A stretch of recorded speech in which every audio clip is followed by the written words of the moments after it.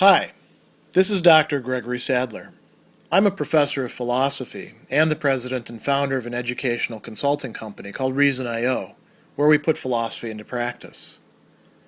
I've studied and taught philosophy for over 20 years, and I find that many people run into difficulties reading classic philosophical texts. Sometimes it's the way things are said or how the text is structured. But the concepts themselves are not always that complicated, and that's where I come in. To help students and lifelong learners, I've been producing longer lecture videos and posting them to YouTube. Many viewers say they find them useful. What you're currently watching is part of a new series of shorter videos, each of them focused on one core concept from an important philosophical text. I hope you find it useful as well. Near the very end of his short treatise on the happy life, Seneca is going to make a really important distinction between two different sets of virtues and how they work, and he's going to use a sort of analogy or metaphor of some virtues being uphill virtues, other virtues being downhill virtues in a way that we'll see shortly. First, before he does that, though, in chapter 15, he's going to say something that I think sets the scene for this. He tells us that the highest good must ascend to a height from which it is not dislodged or dragged down, detraxi, by any force. So there's this metaphor of it needs to rise, and the highest good is our mind being in a certain condition. So he says here that neither grief or pain, dolor, nor hope, nor fear have any access, nor any other thing that might diminish the highest good's authority. And then he adds something else here that's really important. An ascent so high can only be made by virtue alone. Now, that doesn't mean that we don't need to incorporate virtue working on any things, right? Like our bodies or our possessions or relationship. But it's virtue that gets the mind up to that highest state that it's capable of. So part of it takes work to get up there, but it also takes work to not slide back down. So he's going to tell us a little bit further, the steep incline must be tamed by virtue's step. Virtue will stand bravely, right? It's going to use fortitude or courage, and will endure, ferret, or bear, whatever happens. So that's another key aspect. Not only patiently, but willingly, volens. So there's a lot to unpack here. These are primarily, you could say, references to sub-virtues of courage or to courage itself. But there's also this reference here to willingly, to the will, to choosing this. And this is a really important aspect. Sometimes people get mistaken because they only read a few little bits of Stoic text and the Stoics think that virtues are just knowledge, right? No, virtue takes choice, takes commitment. And as we're going to see when we go to chapter 18, no virtue is without effort, sine labore. Labor is work, effort that we have to put into things. And so going on from here, he's going to say that we have to be able to deal with the work that is going to be required. So this is actually a good bit later, chapter 25. No virtue is without effort or work, but here's where he gives a really important qualification. Some virtues are in need of goading, stimulus. We have to push them, get them riled up, right? Others, he says, of reining in, phrenis. Now, that is a word that later on in Romance languages is going to mean brakes. Like the brakes on your bicycle or a car, what do? They hold things back. The way brakes typically work is by gripping the wheel or tire or something connected to it, right?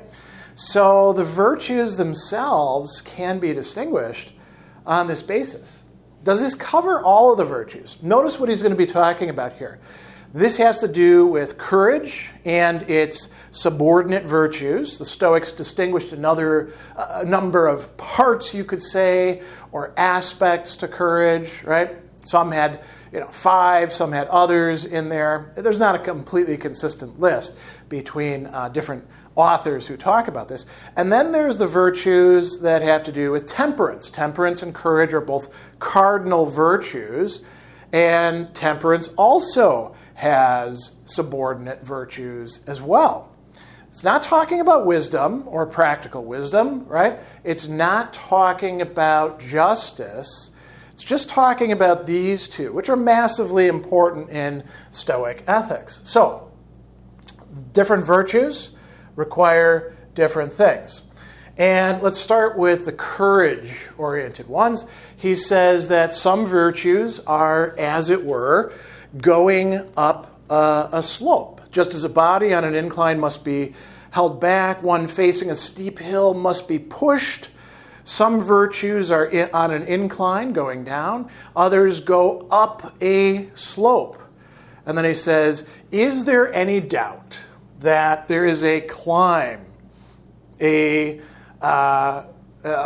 effort, a struggle? And these are actually verbs in this case. The person has to do these things: climb, make effort, struggle, to have the virtues that confront hard things and overcome fortune.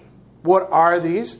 Well, he lists 3 of them, 3 that are in the typical listings of sub-virtues of courage. And what are these? Endurance, patientia, in Latin. There's Greek terms for this, like, one that actually in other situations is translated as like, dealing with pains and not allowing them to get to you. Carteria, right? Courage itself, what we usually think of as dealing with fears, bravery, fortitudo, which names like the, overall virtue, but also you could say a part of it. And then, interestingly, we can translate this as persistence, or just more closely, perseverance. Perseverantia, right? Persevering in things. This is a little bit different than endurance. Endurance is like putting up with things and not letting them get to you. Perseverance is continuing to make an effort, to choose, to follow the commitments that you made. Are all of these the entirety of these uphill virtues? No, because he says, and whatever other virtues are involved in doing these sorts of things, right? So what are we doing with these? He tells us that we exhort the mind. We're telling our mind, hey, come on, stick with it, keep doing it. If you're thinking about the gym, one more rep, man, push it. So there's that. We exhort the mind and we spur it on fiercely. Akaremi, right? We could think of this as like talking to ourselves and saying, come on, you can do this. You need to do this. This is important. And we're going uphill. We're pushing ourselves. We're dragging the virtues, the mind, up to this highest point. Okay, so that's what courage does for us. So far, so good. And we'll look at an example in just a moment. What about the other virtues? Well, we made it, maybe not to the exact top, but at least higher up, right? And we could slide back down. We have this term in English, backsliding, meaning achieving some progress and then losing whatever progress we've made, right? So you stop drinking because you're like, oh, I'm not a good person when I drink. And then you go to a party and you're like, oh, just one drink. And then you have it and you're like, that was pretty good. I better have another one. Now you've backslid, right? So we need other virtues because they are sort of on an incline. In Proclius sunt, right? proclivis, right? And he talks about there being a downhill ride, per devexam ire, going down the slope, right? If we're not careful. Now, these virtues aren't going down the slope, so it could be a little bit confusing here. The courage virtues are getting us up the slope.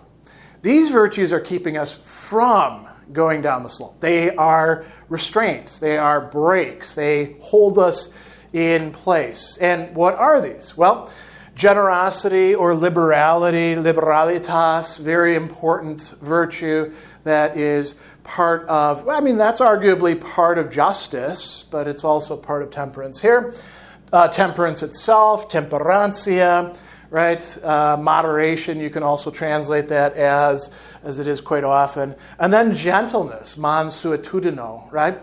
Mansuetudo. This is a virtue that keeps us from giving in to our irritability, our anger. It keeps us gentle, keeps us kind to other people. And he says that through these virtues, we restrain our mind from slipping forward, going down the slope, we could say, of temptation, being distracted and doing the wrong things as a result. So he's got an interesting example here. He says, we will apply to poverty those braver virtues that know how to fight. So when we're in poverty, we persevere. We show courage rather than being fearful, right? We put up with things. When we are in wealth, we apply those more diligent ones that, as he says, walk on tiptoe and hold back their heavy load. So when we actually have resources, we need to be careful. We need to be generous with them, not stingy, right? And hold them back. We need to be temperate in what we do with them, with the wealth, the possessions we have. And we need to have a kind of calm mind when it comes to, say, losing those possessions or things not going 100% for us. So Seneca actually says something kind of interesting here. He says, given this distinction, I prefer to use those virtues that must be exercised more calmly than those proved by blood and sweat. Why? Well, because Seneca himself is a rich man, right? Part of what he's doing here is responding to people who are saying, you're rich, you can't be a Stoic. Seneca is saying, it's when you're rich that you need these downhill virtues all the more. You've got plenty of wealth. It's super easy to give in to temptations and buy yourself all sorts of extravagant things or pursue pleasures that the poor person can't even conceptualize, let alone pursue themselves. So Seneca is saying, hey, in my case, that's what I need, but some of us might actually need the other virtues a bit more. So, very interesting distinction that's being made here, which I think we can apply outside of just this text to Seneca's Stoic philosophy more generally in thinking about two, at least, of what the Stoics call cardinal virtues, those involved with courage and those involved with temperance or self-control or moderation.